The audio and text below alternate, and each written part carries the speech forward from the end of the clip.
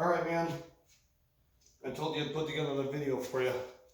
So I got a couple things here I can show you real fast. Releases and arrows, I think, is what we were talking about last on the phone.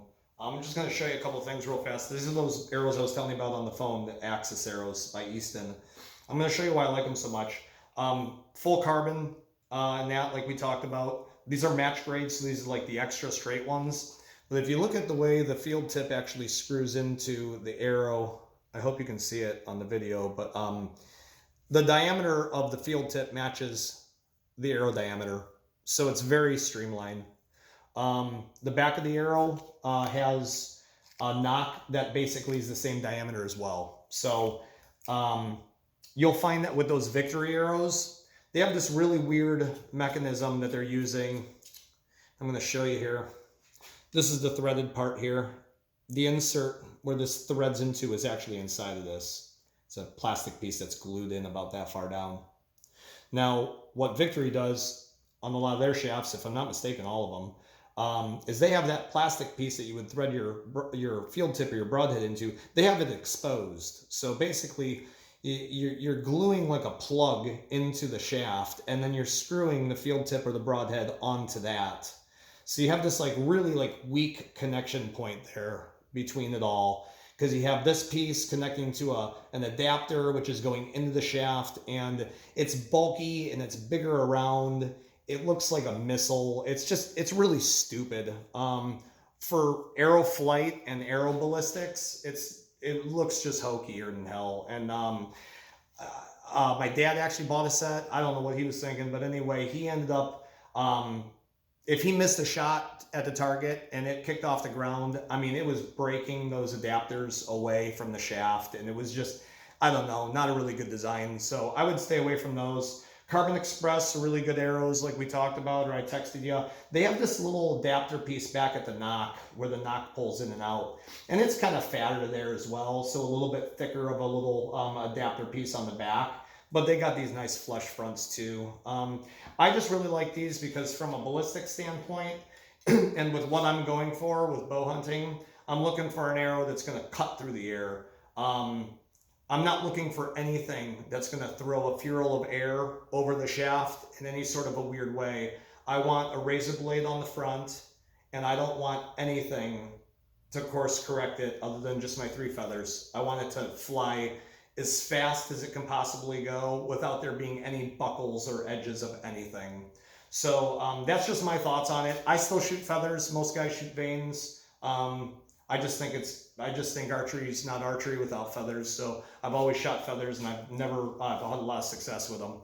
So anyway, they're a little bit lighter than vanes as well. They're still going to course correct the back of the arrow the same as the vanes, but they're 10 times as lighter, and and birds use them, so they work pretty good on them. So check into these arrows. Look at some of those other arrow shafts we talked about from Carbon Express too. There's a lot of different models. I would go 5mm. That's the diameter of this.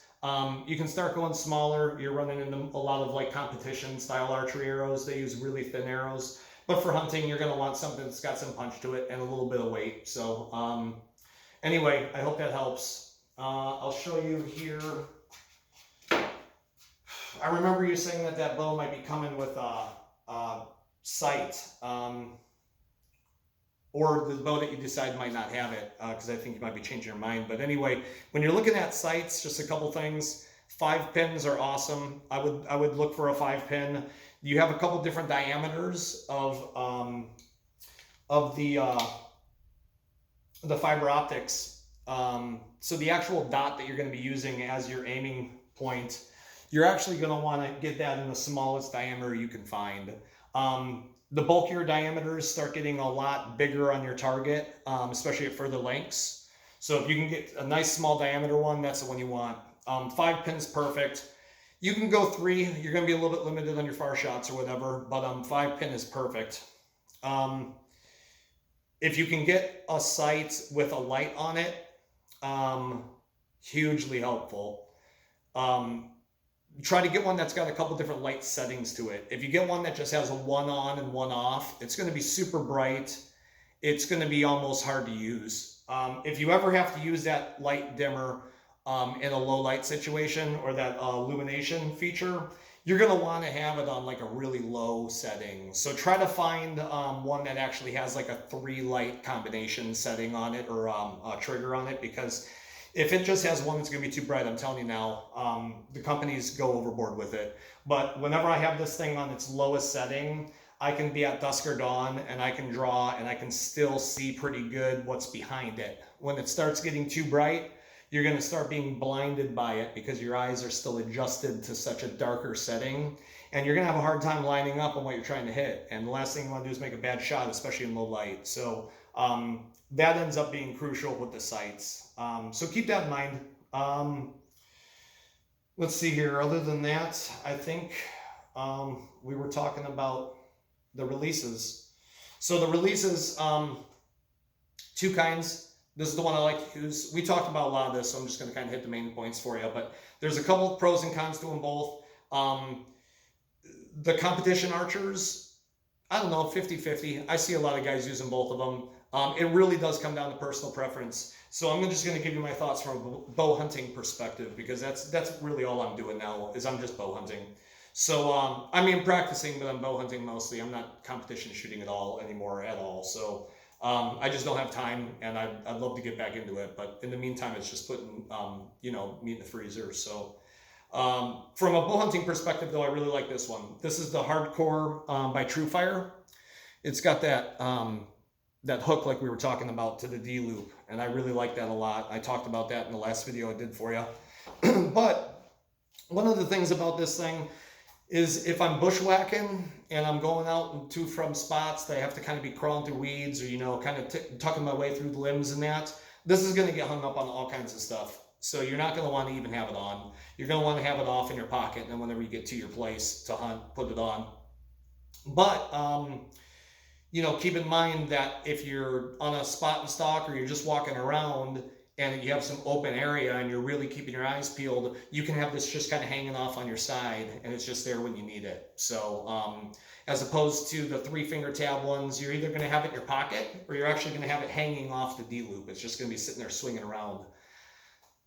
I don't like the idea of that, because if you just kick it across a limb, or it hits a bunch of grass right, it could push the trigger on it, and then next thing you know, you're walking around looking for your release out in the woods, and you don't know where it fell. So, and if you bought a camouflage one, good luck. So, so from a bow hunting perspective, I really like this one for a couple different reasons. First off, I hunt in the Midwest. So in the Midwest, where you're sitting in a tree stand below freezing, for half the day, your fingers and toes get cold, and when your hands get cold, when your hands get really cold, like they do sometimes, you're going to have a really hard time using that tool with your fingers and all that, because your fingers are going to be hurting, you're going to be freezing.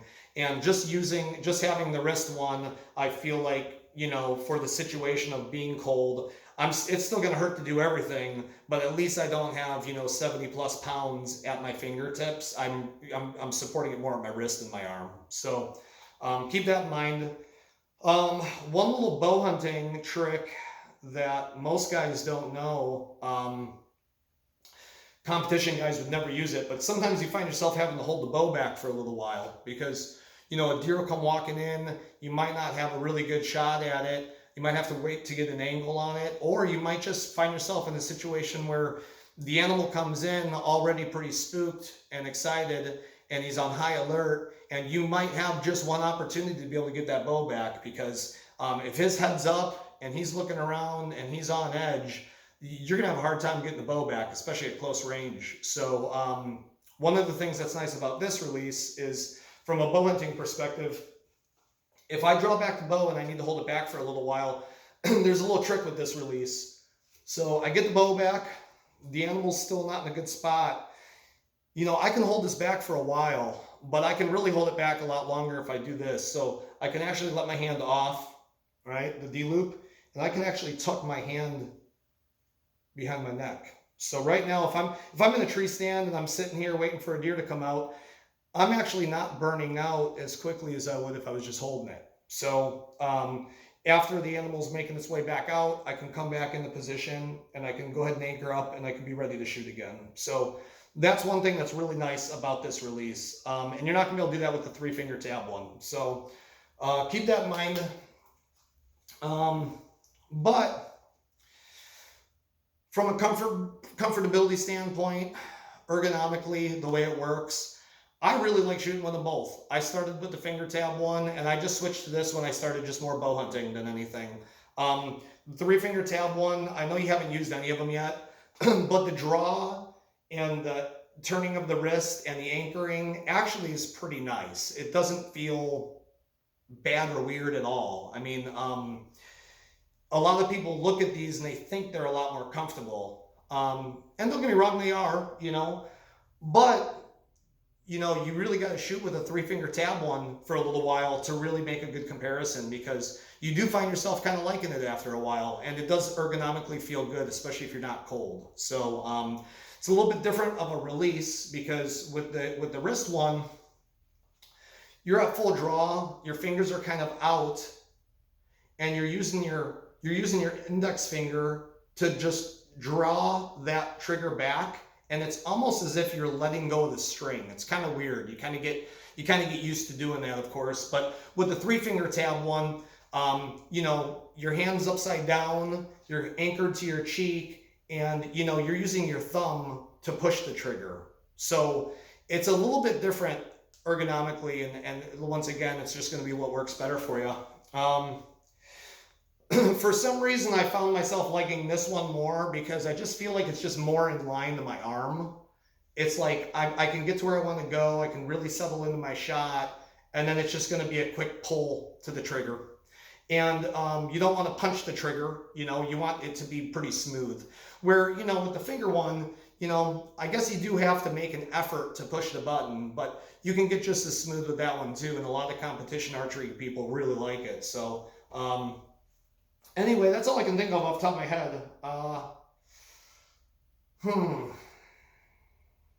I think we kind of went over a lot of other stuff, man. I was talking about your peep sight getting tied in on your bow by a pro shop. You know, if you can see mine here, you know, it's all tied in here, but normally they would stick it in there, adjust it up and down to your height, and then they would actually tie it in for you there. And then also your D loop, which is in perfect angle to your rest for your arrow. Oh, and one last thing. What I was talking to you before the other day about was, most people like to have their arrows cut just in front of their riser or their window here, their shelf. So you have your shelf is what this area here is referred to. And this is going to be the cutout in the framework for obviously where the rest of the arrow is going to go. But this shelf here, a lot of guys like to have their arrow basically right in front of that. Some guys go about an inch in front of it. And you're also going to have your broadhead there. I cut all my arrows to basically go about an inch in front of the rest, and I want my broadhead kind of tucked into my shelf here. Once again, there's a lot of reasons why I do the stuff I do. It's just the way I've adapted and the way I've done it for a long time. So the nice thing about that is you're tucked in that much more, which I always like. It's that much less weight. You know me, I'm a freak with weight. I don't want anything unnecessary on my bow. This thing's like a feather, and this is exactly the way I want to keep it. It's like nothing. So, and you know that's always been my focus. So that's another reason for it. But you know, you want to be careful if you're going to be using a big fat broadhead. You're going to want to be careful, because that broadhead might sink in here and be hitting on something when you get a bunch of razor blades sticking off it. So anyway, that's probably about it for now, man. If I think of anything else, I'll make another one for you. All right, homie. Hope this helps.